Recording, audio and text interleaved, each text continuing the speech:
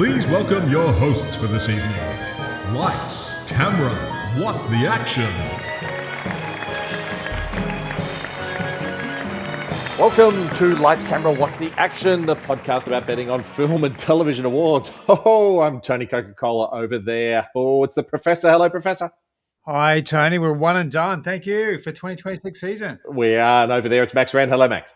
Hey, Tony. Yes, the race is run. The dance is done. Oscars 2026. Let us debrief ourselves. First up, what did we think of the ceremony? Conan O'Brien was back as host. Max, what did you think? Yeah, I thought it was fine. I didn't think it was outstanding. I just felt that there was a pretty high percentage of the jokes overall, not only Conan but the presenters, that just didn't hit, and they kept on going with the bits, and they didn't improve in a sense. And that very last bit, yeah, it's a good idea, but I just don't think it landed either. The very end of the piece. I was interested that that politics were the politics wasn't a great factor in the ceremony itself.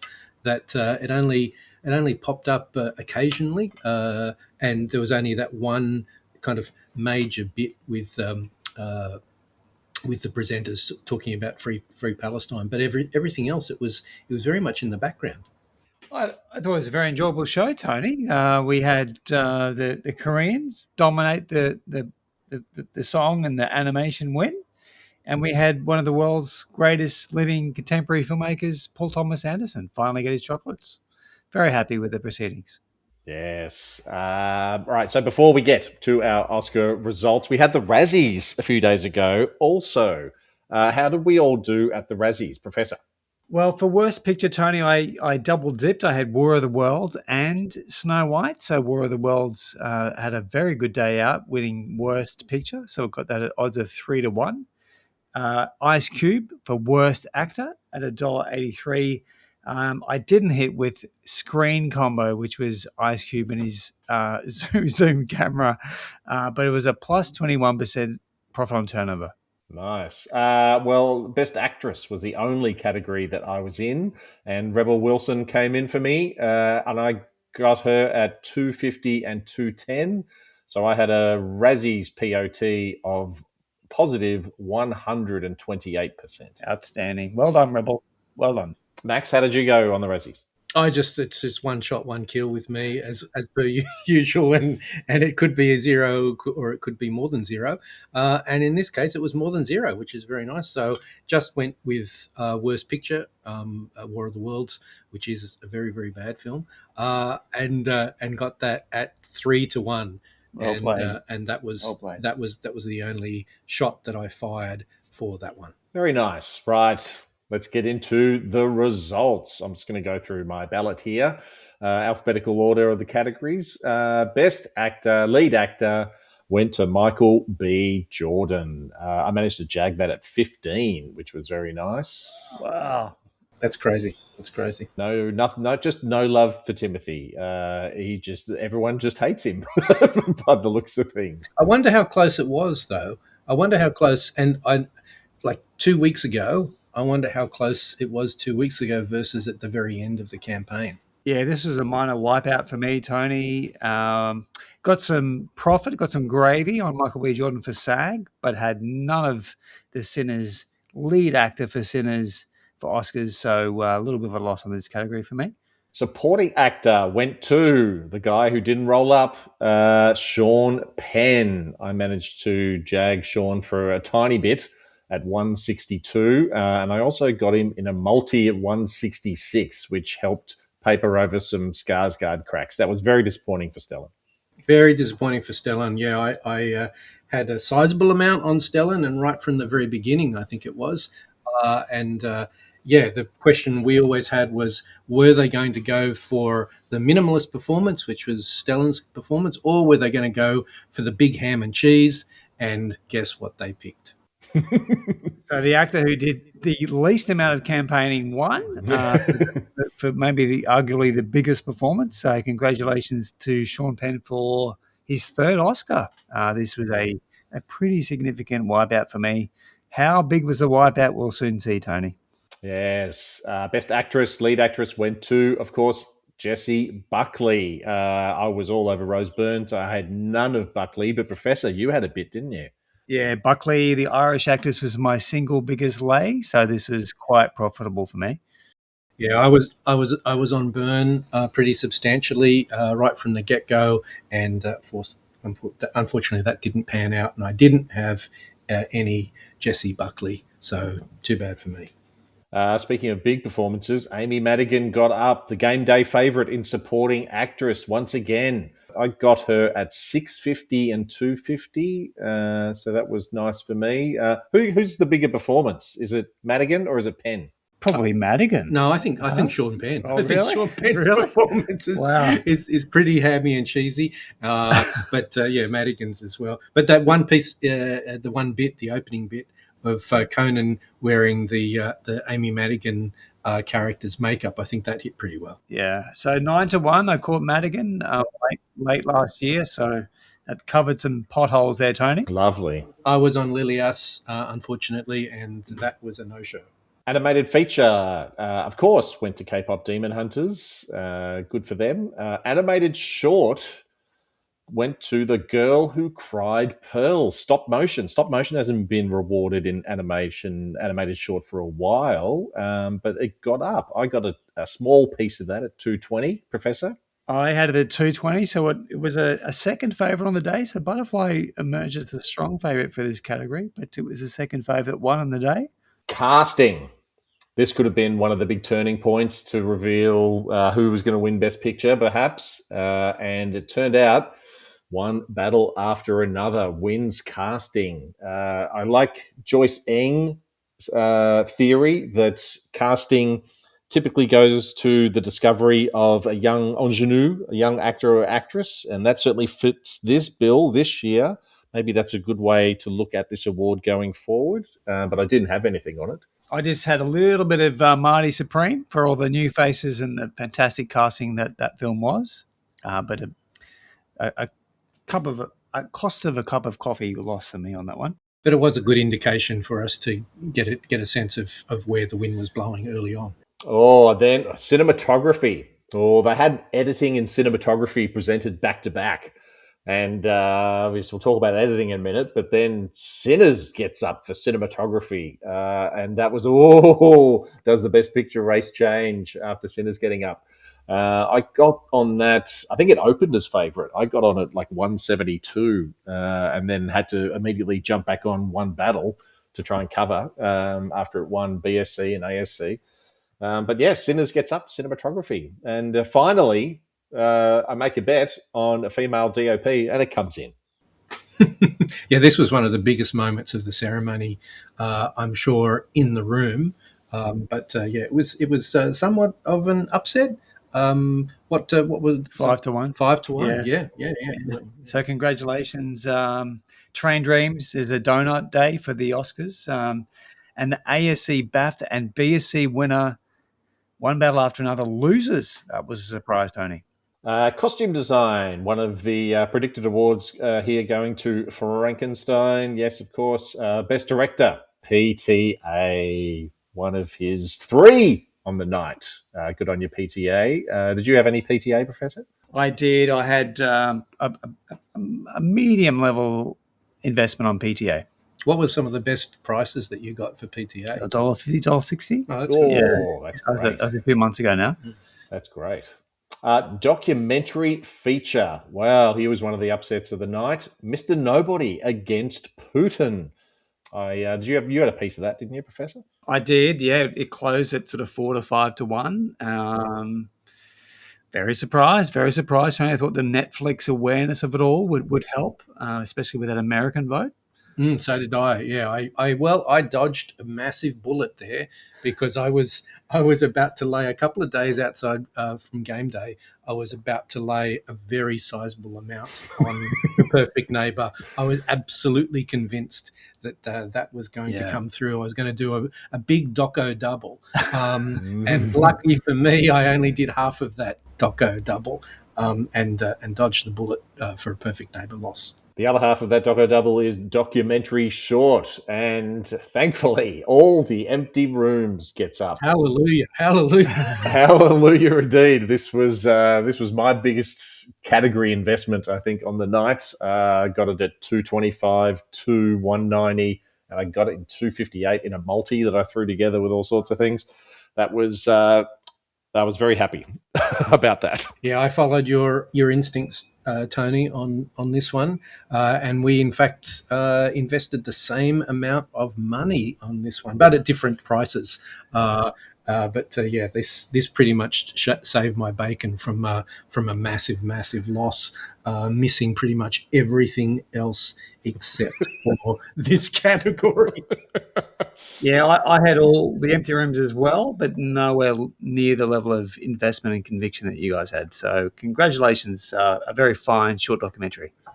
Best editing. Yes, this was pegged with cinematography, and one battle gets up for editing. And it was like, oh, well, Sinners has got no chance now for picture. But then, cinematography win. Oh, a few more nervous waits. That was a good win, though, for one battle. International feature went to Sentimental Value. And there was a nice speech there by Joaquin. Do you have a piece of any international feature? No. So it was a Brazilian shutout there, Tony. So they lost cinematography, and no love there for The Secret Agent for the entire day. They were pretty vocal in the room, but obviously not enough at the ballot. And then live action short. What a piece of history we witnessed. A tie. And we haven't had a tie for, I think it's been about 12 years. Two people exchanging saliva and the singers both winning. That's the good news is that I had some singers at 375. The bad news is that they halved the payout because it was a tie. So that's a pain in the bum. Yeah. Boo. You had a bit of saliva, Professor? I had saliva at 2-1 there, Tony, and I had Friend of Dog who's at 750. I thought that one was a sort of second contender, but what a stunning result. Makeup and hairstyling, yes, went to Frankenstein. Score, went to Sinners, of course. Original song, went to Golden. Yes. Production design, went to Frankenstein. Yes, everything's sort of proceeding as normal. Sound, went to F1. Yes. Visual effects, went to Avatar. Yes. The screenplay categories. Adapted screenplay, as expected, went to One Battle After Another, and original screenplay went to Sinners. Did you have any writing bets on, Professor? No, Tony, too short for me. Didn't participate. And then finally, Best Picture, which goes to One Battle After Another. I caught that at 13 a long time ago. Well just done. have been sitting on it. And that came in. So that was very nice. Outstanding. Yeah, I had One Battle After Another at 10-1 in September, and then the week after at $3.50, and then I didn't bet any further, but it ended up to be a profitable category for me. So congratulations to Paul Thomas Anderson.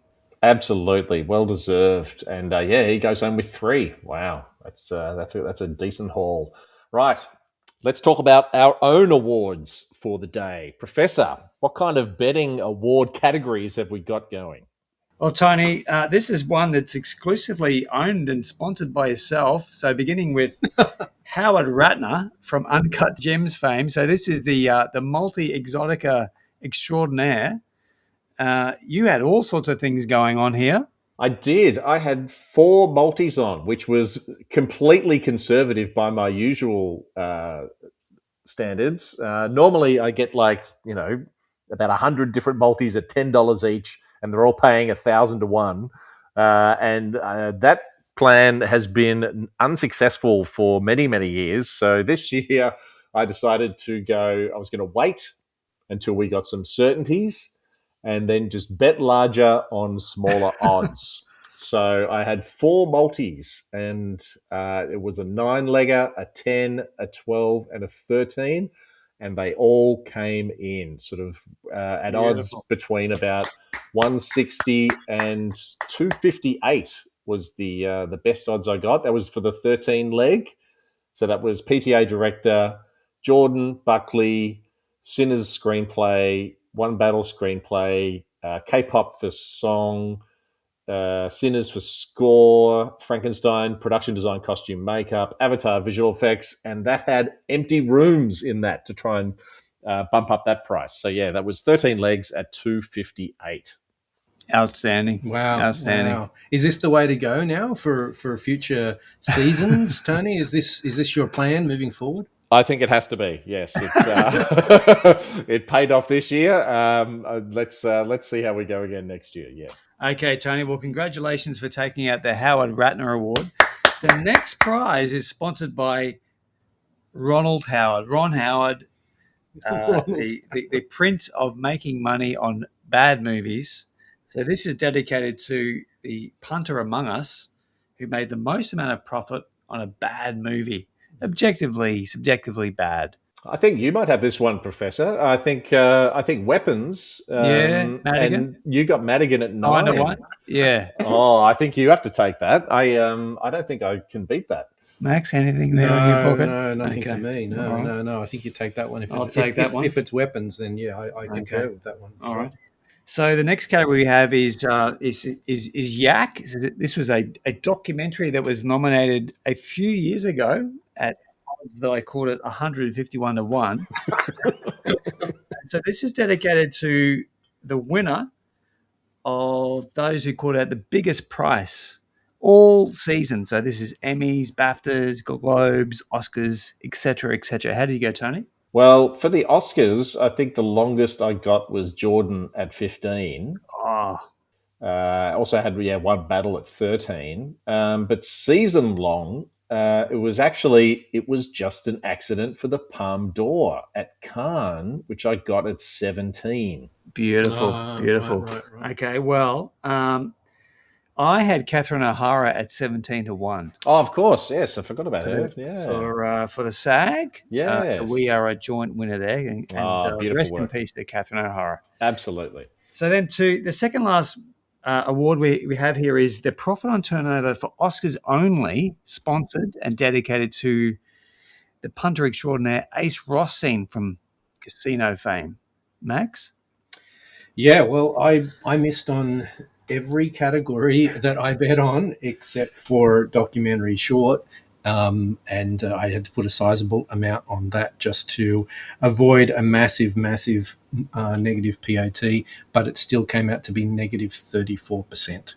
So I was pretty fat on the precursors this season. Normally it's the other way around. I come home with a wet sail in Oscars, but my profit on turnover for Oscars only was a plus 1%.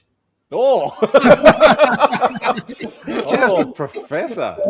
Just got in front. Oh my God. Far out. You really had a Stellan Skarsgård-sized hole, didn't you? Indeed, I did. Yep. Wow. Well, my Oscars POT only is positive 15%. Yes. Well done, Tony. Well done. That's better in the superannuation. Yes. All right, Tony. So the final prize all season long. So just to give some scope for this, for myself, 166 bets beginning over 9 months ago for all kinds of awards permutations. So this is Emmys, BAFTAs, SAGs, Razzies, everything's mixed into this result. Profit on turnover for you, Max. Oh, actually, we talked a bit about this, I think, last episode. But last year, if you go back and listen to an episode from last year, so it's season 5, episode 8, where we did this Oscars debrief for last season and the whole 2024-25 awards season.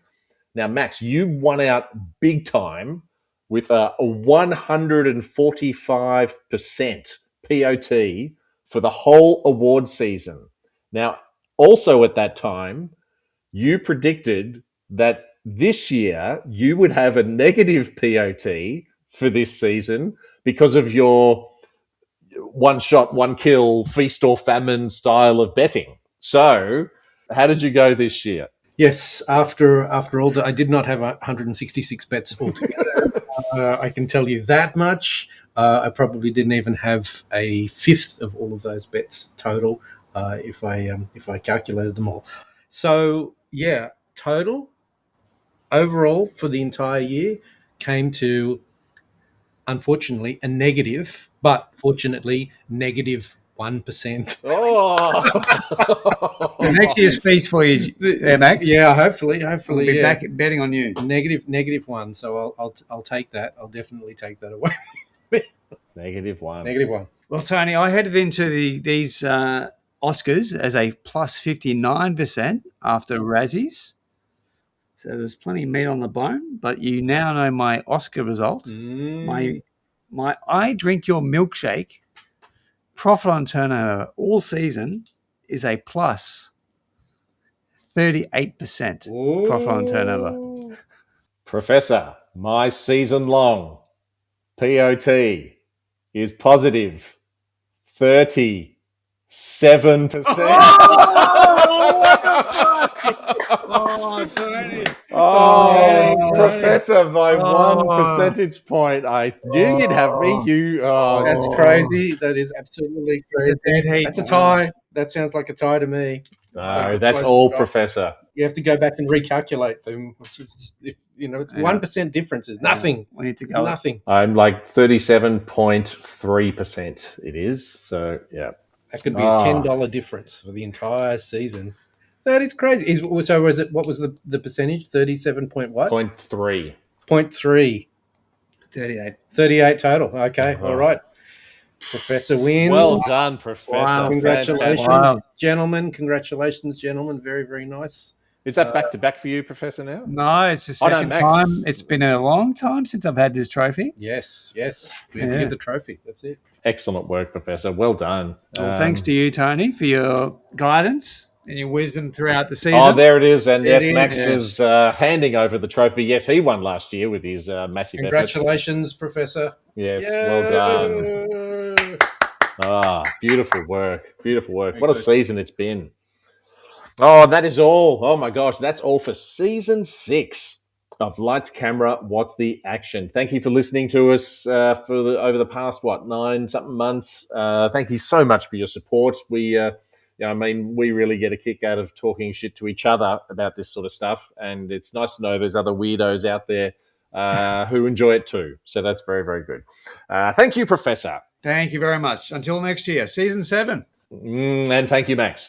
Hey, thanks, Tony. Thanks, Professor. Congratulations to you guys and congratulations to everyone. Hopefully you had some nice wins along the way and shall they continue into the next season. Absolutely. Yes. Congratulations to the Professor. We're at lightscamerawhatstheaction.com, on the Twitter, the Facebook, the YouTube at LCWT Action. Oh, everybody, have yourselves a long, deep sleep for a few months because you've earned it, hopefully. And remember, it's a thrill to be nominated, but it's even better, like the Professor, to be compensated.